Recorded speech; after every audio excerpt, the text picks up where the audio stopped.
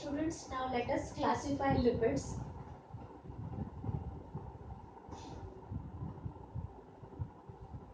So lipids are classified into three types as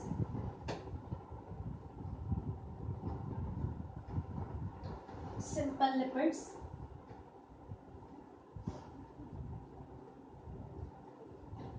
compound lipids, and derived lipids. Now what are simple lipids?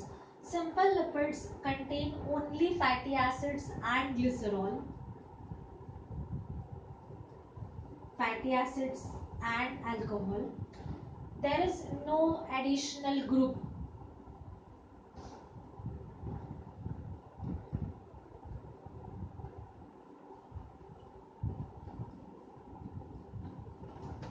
Example of simple lipids are Maxis, Cutin, Suberin. Compound lipids, they contain additional groups.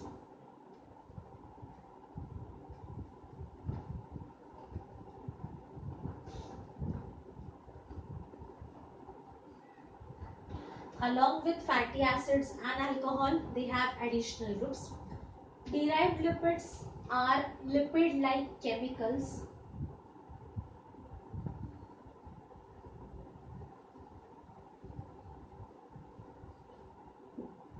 or they are derivatives of lipids.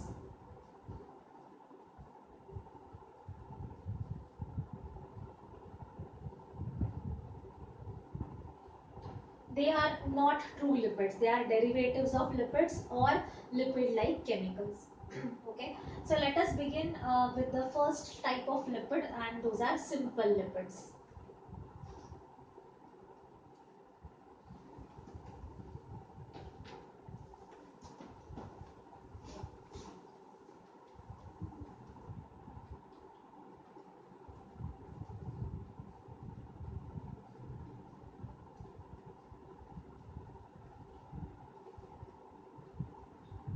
So simple lipids are fatty acid esters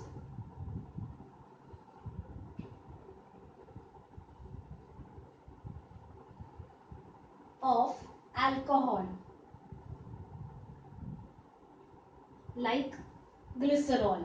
We can say fatty acids esters of glycerol. Now let me show you the esterification reaction, and in your NCERT textbook they have given the diagram of glycerol which can be asked for identification. So glycerol is also called as trihydroxypropane because it is having three hydroxyl groups, 1, 2, and this is the third group. So this is glycerol, also referred to as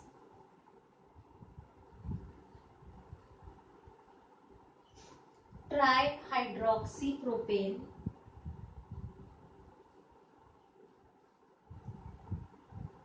plus. Now let us see the esterification reaction. So this is the first carbon. If we join one fatty acid to the first carbon,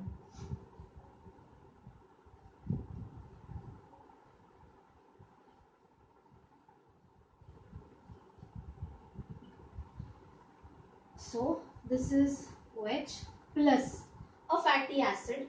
How we can write fatty acid? COOH group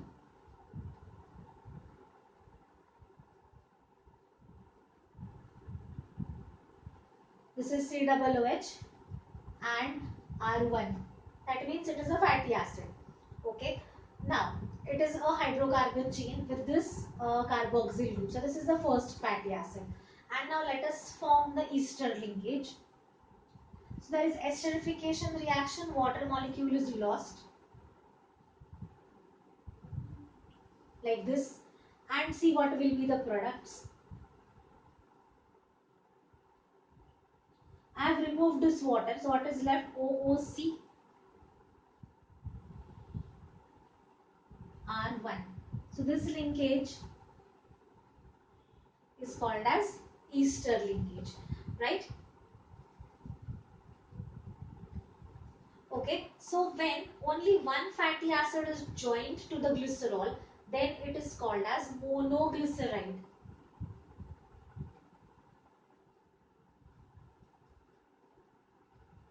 Means here if there is only OH and one fatty acid is joined. If here we have the second fatty acid, then it is called as a diglyceride.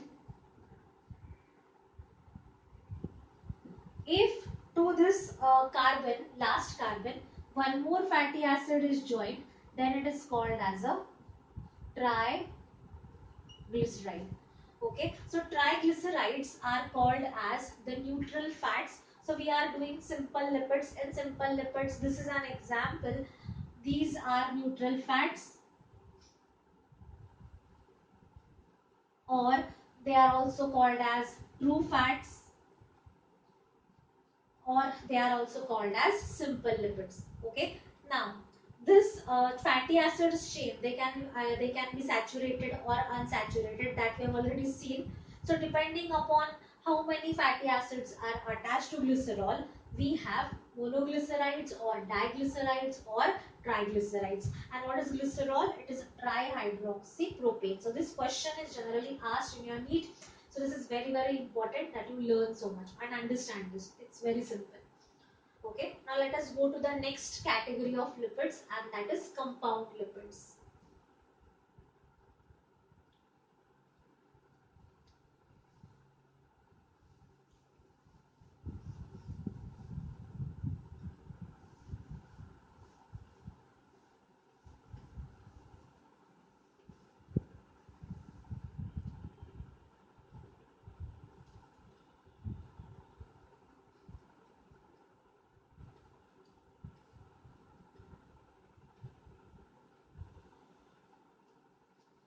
Compound lipids. Now in compound lipids, as we have said, there are fatty acids plus glycerol, as well as there is some additional group.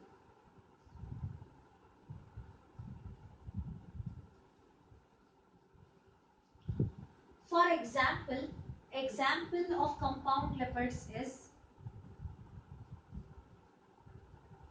phospholipids. Okay, and now let us see how to draw the diagram of this phospholipid. Now in this phospholipid, the last carbon, last fatty acid, the terminal fatty acid is replaced by a phosphate attached to. So let me show you the diagram and then I'll explain it to you.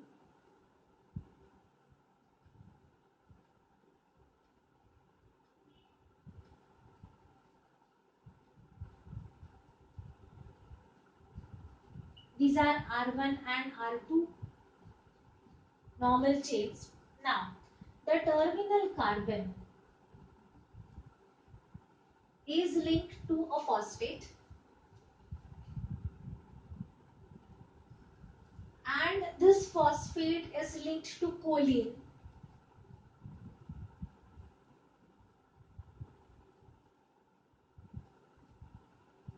So this group, it is called as choline. So in this phospholipid, now this is a phospholipid which is called as lecithin. Now in lecithin, the phosphate group is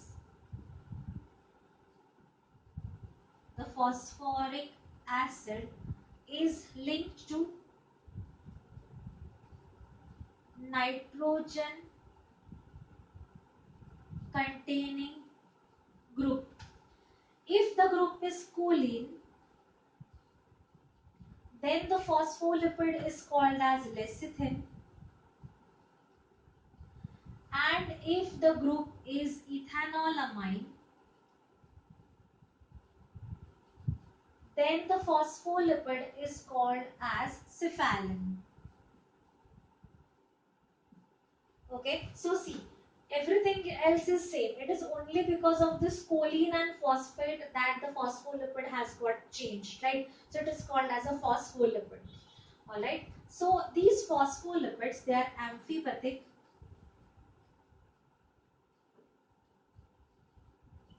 Amphi means both. They have positive as well as negative charges. Okay. So this is about phospholipids. Now, where do we commonly find phospholipids? Tell me. They are present in the cell membrane. They are also present some phospholipids. They are present in the alveoli where they act as pulmonary surfactants, and they prevent the collapse of the alveoli. Okay, during gaseous exchange. They are also present in the bile juices secreted by the liver. All right. So this is an important information about phospholipids. In your NCRT, diagram is asked, question, this phospholipid structure is given. So just go through the structure, practice it because they may ask you to identify it. Nothing else is asked on this. So this is all about the compound lipid, and you will remember it is amphipathic. All right. And now let us go to the next part, that is derived lipids.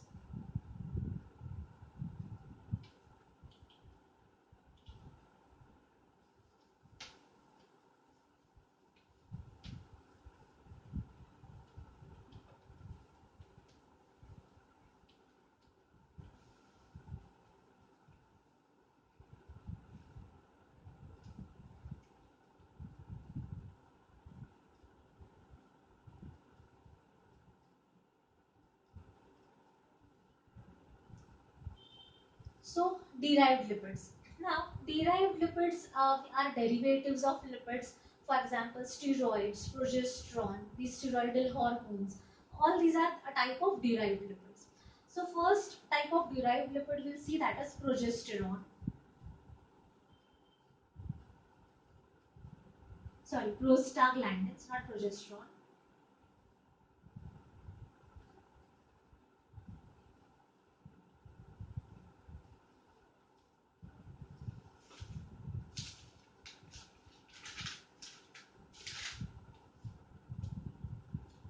These are derivatives of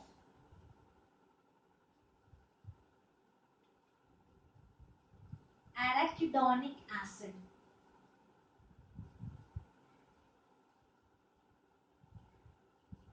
Derivatives of arachidonic acid, and their function is vasodilation,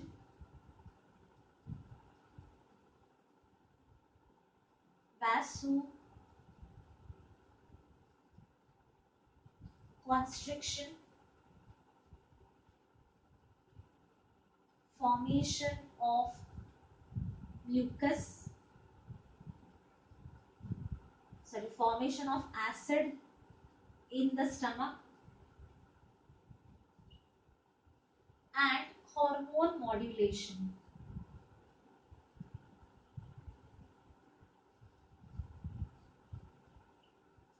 Okay, so these are functions of prostaglandins. Now let us see what are steroids.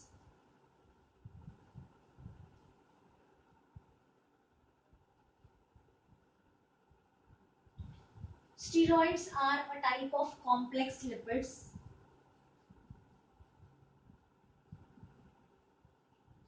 They are hydrogenated derivatives of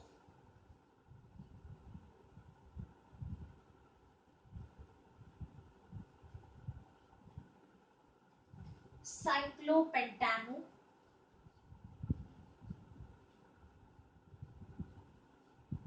per hydrophenanthrin rings.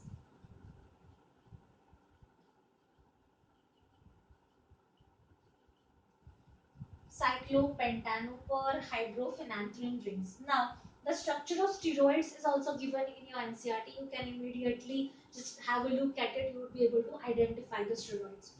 Now, In the steroids, first we'll be dealing with what are cholesterol and then we'll end up with functions of lipids. So you know cholesterol is a common steroid.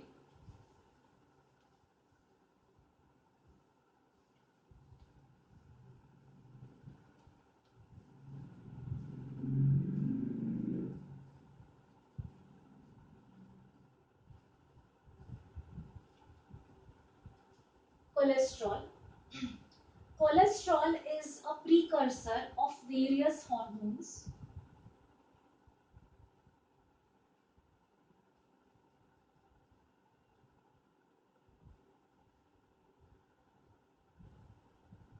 What are the various hormones? Aldosterone,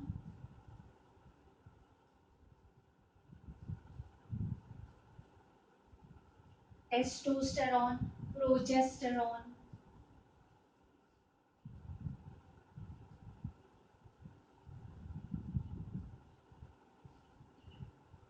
estrogen.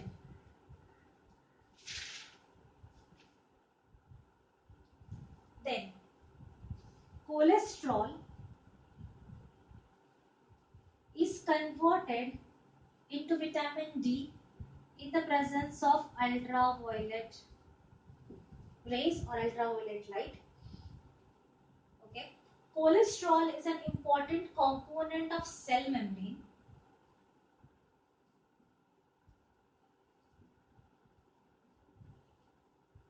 So we can understand from this functions that cholesterol is not bad.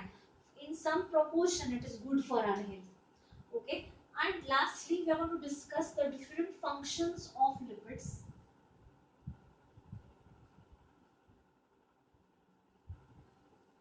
So what are the functions of lipids? First, insulation. As lipids are fats, they provide us insulation against excessive cold. They give us energy. They store energy. Okay. Then they are storehouse of fat soluble vitamins.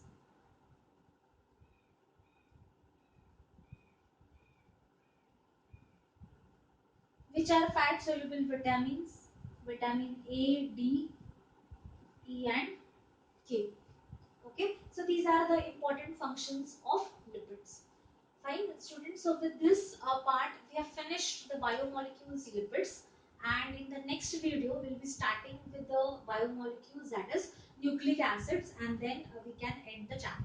Thank you very much.